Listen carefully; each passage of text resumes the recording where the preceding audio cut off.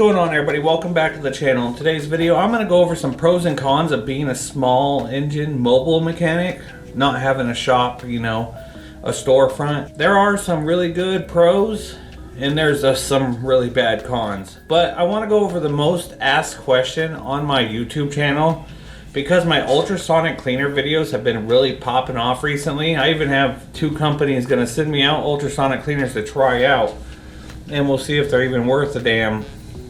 But I'm going to tell you what the best liquid real quick is to use in an ultrasonic cleaner. And there's, in my opinion, there's only really 2 options. Any other small engine mechanic tells you otherwise, they're wrong. End of story. You got Orange Zep from Home Depot, or you got the #1 OG Dawn Blue dish soap. Right here is what I recommend you use. It's cheap. You use maybe 1/4 of the bottle a time, so 4 uses depending on how big your ultrasonic cleaner is. And I swear to God, your carburetor will go in looking like something nasty that just came out of someone's asshole, come out looking like it just came out of the factory. So, anyone else tells you differently, they're wrong. This stuff definitely will not harm your carburetor whatsoever. You can put it in there for 3 days, it ain't gonna hurt nothing. So that's the most common question I get all the time. What chemicals are you using in your ultrasonic cleaner? Well, there's your answer. So let's get into the pros and cons of being a small engine mechanic. So as some of you know, maybe some of you don't know, this channel is a small engine repair channel. But during the winter, small engine repair in my area is kind of dead. So I like to make commentary videos too. Plus I enjoy making them. I just enjoy making videos, and some of my mechanic videos really help a lot of people out. And the commentary videos are just for me, just for fun, just so I can have content out there. Cause it's dead in the winter with this job. That's why a lot of times, unless you live in a place where there is winter stuff like snow blowers and other things I don't really know, snowmobiles maybe. Small engine repair is a great side hustle, and you could do it 100% mobile. You can also have all the parts you need. Like in my mobile rig right now, I can fix 90% of problems I encounter on the job. And you have almost zero overhead. Only really overhead you have is gas and the maintenance on your car, especially if you got to drive really far to do a standby where they cannot take it to a shop because it is built into the land. Like Generac standby generators or Kohler KWs, they're all built there. It's not impossible, but it's really hard to pick those up and take them into a mechanic to be fixed. So the problem is, I've been doing small engine repair now for about 8 years. When I first started, I was doing cheap, $40 a carb clean. And maybe it was a good price back in the day. But that carb clean would take me about 45 minutes to an hour. You know, I was brand new, I was still learning. You know, I didn't have power tools, so I was doing everything by hand. But nowadays, I can literally go to a job, and everybody on the phone always wants to ask, how much is it going to cost to diagnose it? Well, I'm like, most of the time when I get there, I diagnose it and I tell you a price and I'll fix it right there. I don't have to go home and order parts or wait for something to come in. Recently I had to on this lawnmower because these old school Briggs lawnmowers with the 2 carburetors, where the 2 bolts hold the carburetor and then you got the little part at the front. Those carburetors suck ass. So I had to order one of those. I didn't have any in stock at the time. And then the pull cord broke, and it's one of those ones you got to drill out the rivets and then redo the whole cord and then re-rivet it back in. It's just an all-around pain, but every now and then you get one of those, and that's rare. Most of the time the customer don't care, but 9 out of 10 times I go to the job, I'll fix it right there.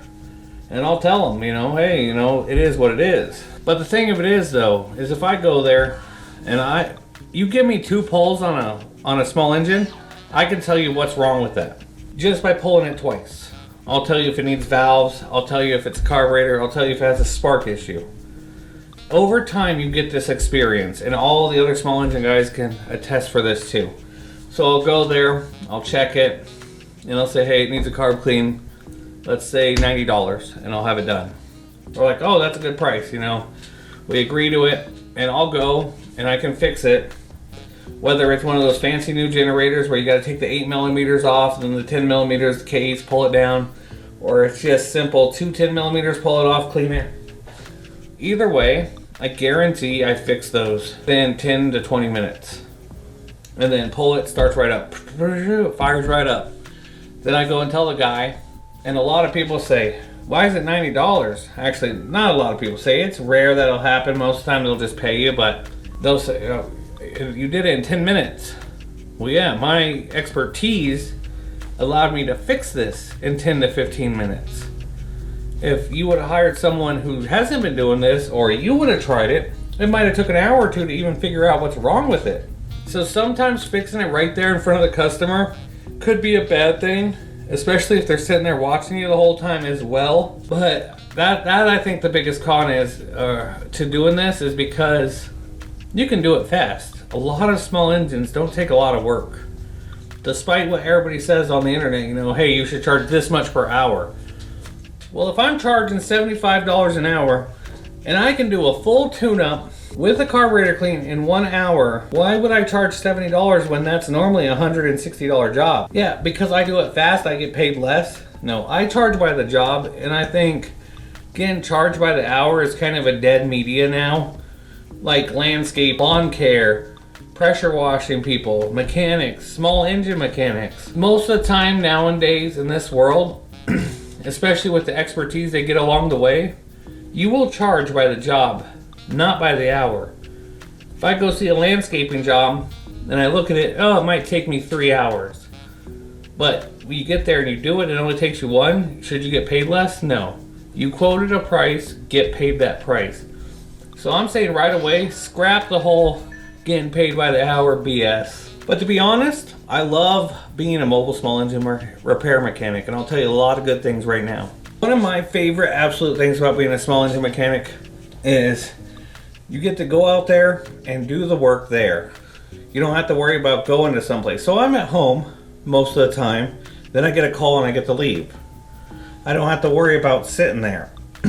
A lot of time customers have big equipment like riding lawnmowers, ATV, tractors, big old trenchers that are heavy and have weights. Tillers, they have weights, they're not light. Some of these people are real old and they can't justify moving this stuff. So you can get some more customers being a mobile guy, and it makes it easier. Plus when you fix it, you don't have to worry about waiting for a customer to pick it up and it's taking room in your shop now, because you fixed it at their house.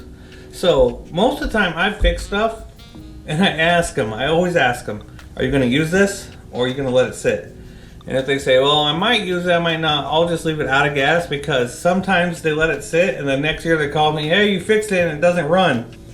Well, did you use it at all? No. I'll come back out and do it again, but I'm going to have to charge you again. So most of the time you can educate the customer, you can figure out what they're using there and why it broke in the first place. You know, you go and see a bent blade on a lawnmower, you're like, what happened? And then you go into their house and you see there's a big rock in their lawn, you're like, oh boy, maybe you should move that rock before you start lawnmowering again. And then sometimes their neighbors will see your car out there and you have all your decals, you know, saying what you do for a business, and you can get more customers. Plus, you know, a lot of times their neighbors walk over and say, hey, what's going on? You know, and I'm fixing a machine right there. You can see in a lot of my videos, sometimes customers are watching me and I tell them straight up, I'm filming, you know. I film everything, whether it gets posted to YouTube or not, for insurance purposes and legal purposes, just in case something happens. Someone says I didn't do any work when I really did. But I actually like doing it. I liked it better than having a shop.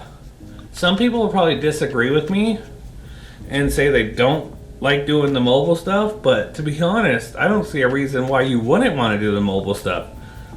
You get paid more, you get better reviews, customers like you better. It helps people who don't have a way to transport stuff, and you get it done fast and you have no space taken up.